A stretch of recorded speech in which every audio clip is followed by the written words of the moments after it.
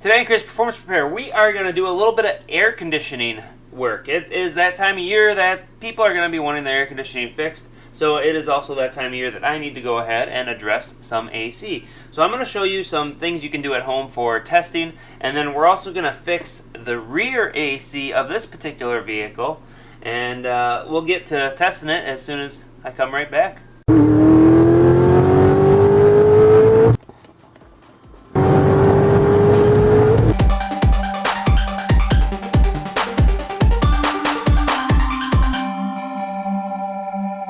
Okay, so we are on this side of this GM truck. This is a 2011 Escalade, and this particular vehicle has a rear AC unit. Now, if you're unsure as to whether you have rear AC, you should know because basically it's on the dash, but you can see it for sure because there's a couple extra lines. So there's a T-fitting right over here, and then down in the bottom here there's also a T-fitting, and we'll go over those in a little bit.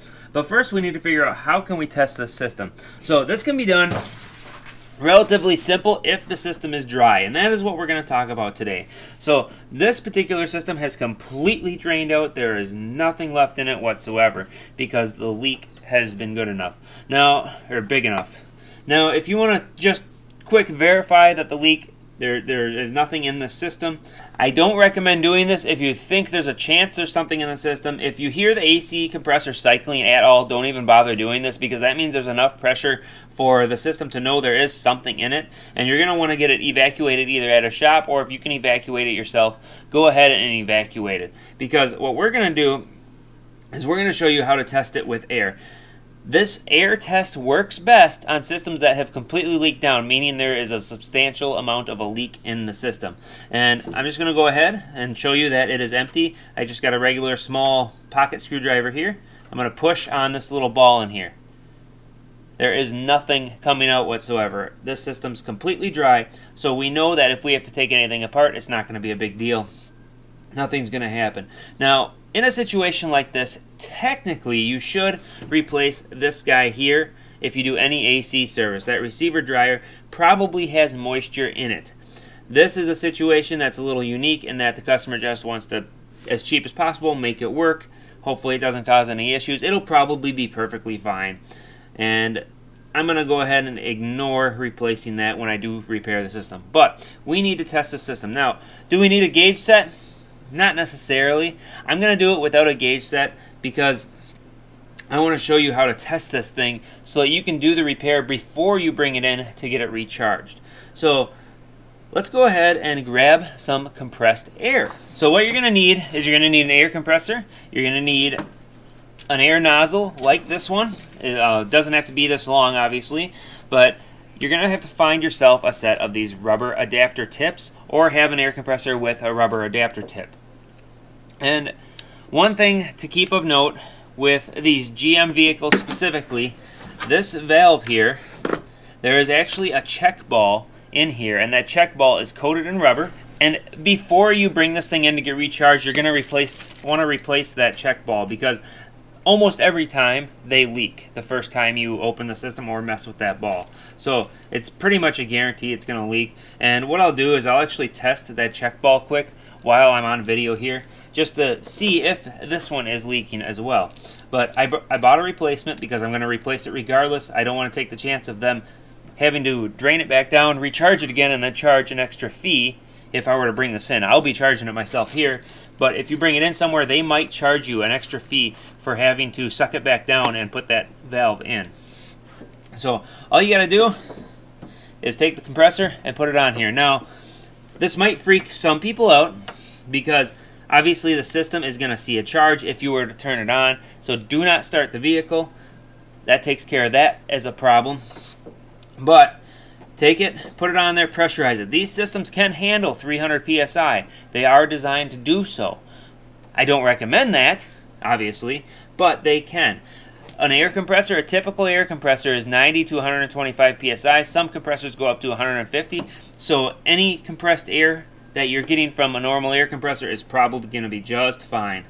So go ahead, put this guy in here, give it a fill up for quite a while. You want to make sure it's nice and full. It stops making a hissing sound like it's filling it up.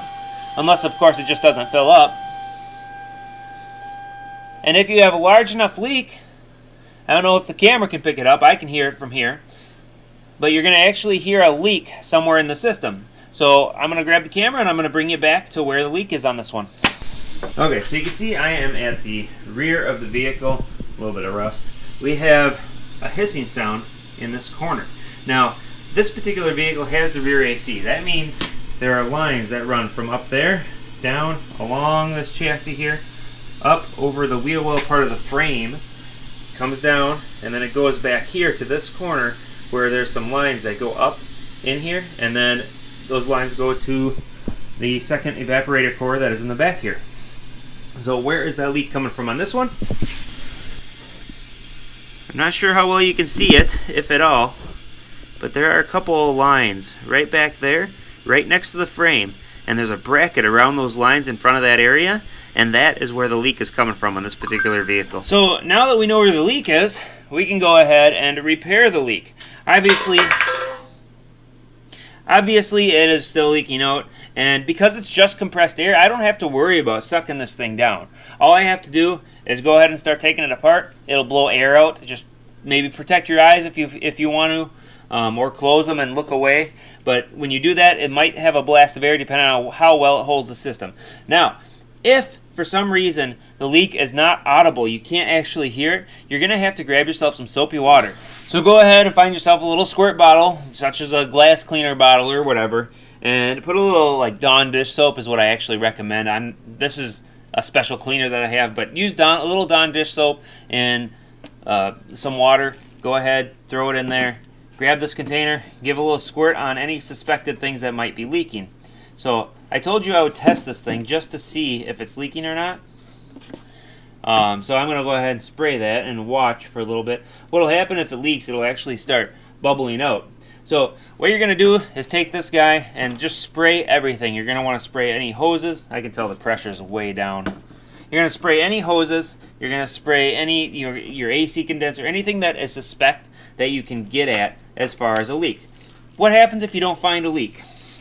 So if you don't find a leak, there's a possibility it's the evaporator core, which is in there. And if that's the case, that's super unfortunate. It's going to be really expensive to fix labor-wise unless you do it yourself. Now, if you do it yourself, you better have some understanding of what you're doing, because pulling an entire dashboard out can get really complicated.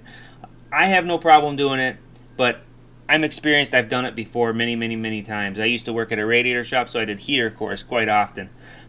That is not fun. So make sure you know what you're doing if you do that. Otherwise, you're going to spend a lot more time than you expect working on those. So with that, I'm going to go ahead and get the block-off kit in here. So what we're doing with this one, because they don't want to replace the lines and actually do a full repair, it's going to be too expensive, we're going to put what's called a block-off kit in, a rear AC block-off kit. And all it is a couple of fittings. So we have the replacement seals here, and then we have these little machined fittings. And these machined fittings are what are going to fix this vehicle. We're just going to eliminate the rear AC.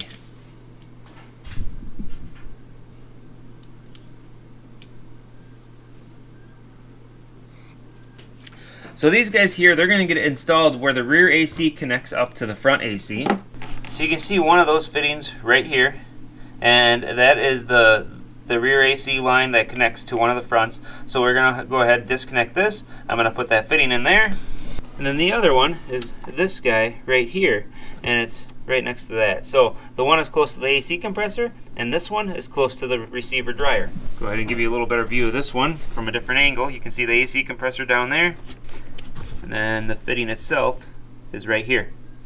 So putting those in is as simple as unbolting the one nut on each of the deals and transferring everything over as far as those little block-offs pulling. So you pull the lines off, you leave them aside, you can put a little plastic plug such as something like this in there if you'd like, just to keep the dirt out, if you plan on maybe doing a repair later down the road with it. But this kit is really cheap. I'm going to go ahead and throw a link in the description below for you.